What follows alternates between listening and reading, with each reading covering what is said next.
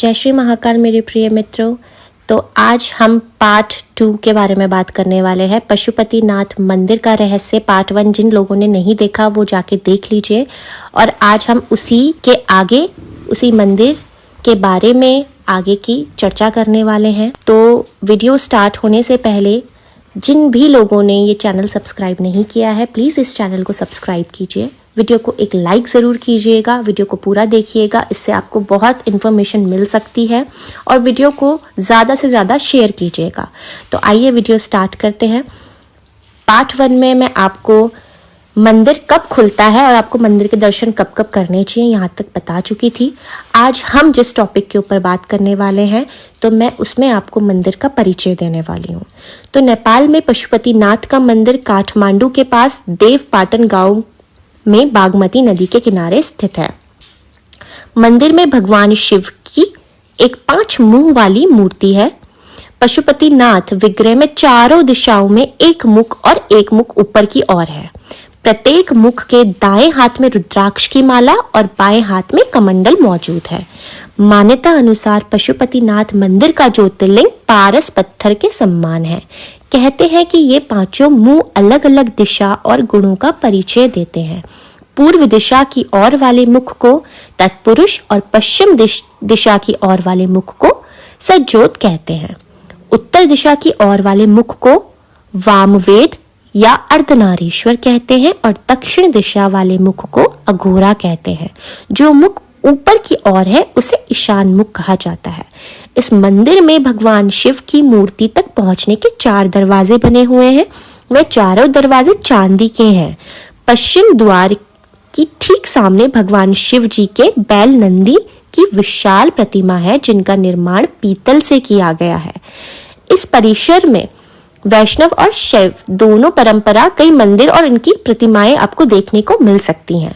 पशुपतिनाथ मंदिर को शिव के 12 ज्योतिर्लिंगों में से एक केदारनाथ मंदिर का ही आधा भाग माना जाता है।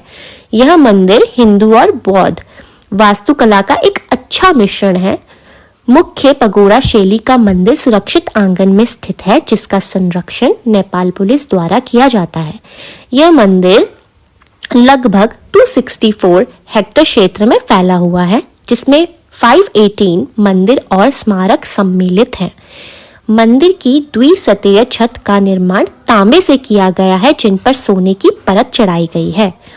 मंदिर वर्गाकार के एक चबूतरे पर बना है जिसकी आधार से शिखर तक की ऊंचाई 23 मीटर 7 मीटर है।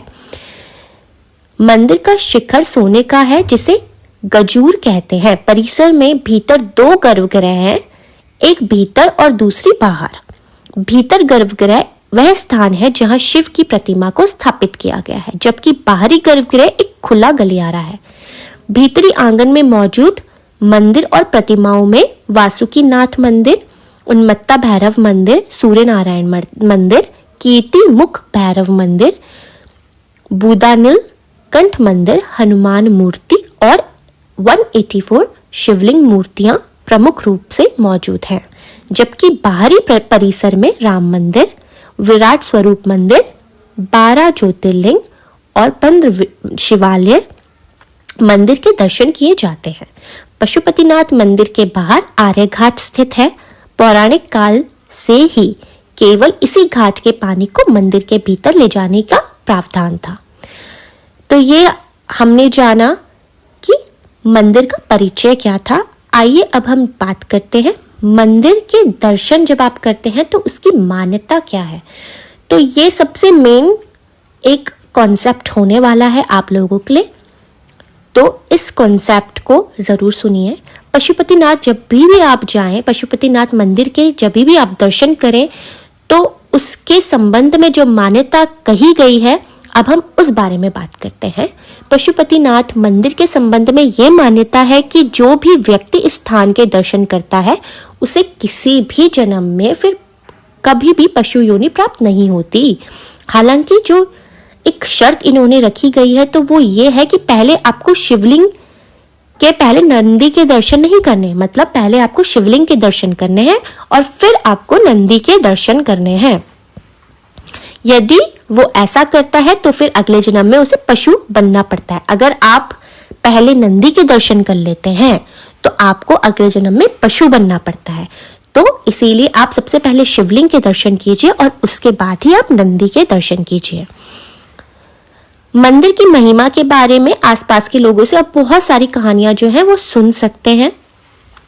अगर आप मंदिर में आधा घंटा 1 घंटा ध्यान करते हैं तो वो जीव जो भी वहां ध्यान करता है वो जीव कई प्रकार की समस्याओं से मुक्त हो जाता है। अब आप जानते हैं कि इसकी पौराणिक कथा क्या है। एक पौराणिक कथा के अनुसार भगवान शिव यहाँ पर चिंकारे का रूप धारण कर निद्रा में चले बैठे थे।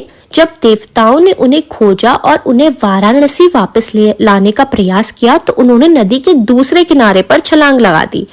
कहा जाता है कि इस दौरान उनका सींग 4 टुकड़ों में टूट गया, जिसके बाद भगवान पशुपतिनाथ जो है वो चतुर्मुख लिंग के रूप में यहाँ प्रकट हुए थे। ये तो आपकी रही पहली पौराणिक कथा। आइए अब दूसरी पौराणिक कथा के बारे में जानते हैं।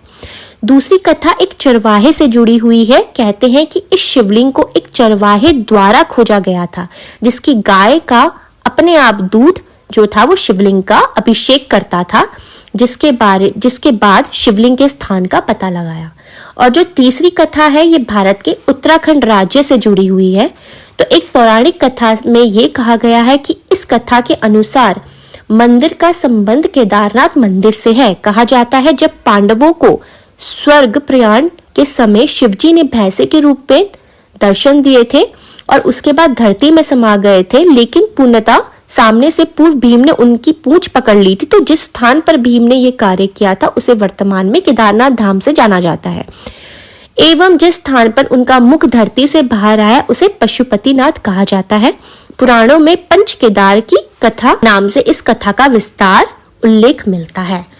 तो ये मेरा पार्ट 2 कंप्लीट यहाँ पे होता है। मैं आशा करती हूँ कि आपको ये वीडियो पसंद आई है। अगर आपको ये वीडियो पसंद आई हो तो इस वीडियो को लाइक ज़रूर कीजिए अपना एक, और शेयर ज़रूर कीजिए। चैनल को सब्सक्राइब ज़रूर कर लीजिएगा। मैं इस वीडियो का अंत यहीं करती हूँ। तब तक के लिए हर हर महादेव।